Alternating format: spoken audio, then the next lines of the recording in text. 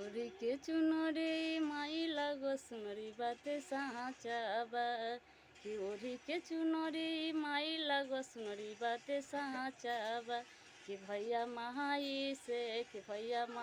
से अर्जी लगा लो ई बात सारी साचा बा भैया माई से अर्जी लगा लो ई बात सारी साचा बा घरवा से दुखवा दलिद तोहरा ए भाई भागल बा घरवा से दुखवा दलिदर भैया तुहारा ई भागल बा भैया माई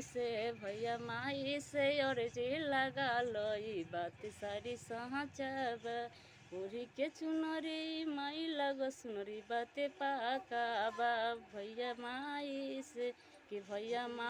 से अर्जी लगा लो ई बात बड़ा साचा बा भैया माई से अर्जी लगा लो ई बात सारी साचा।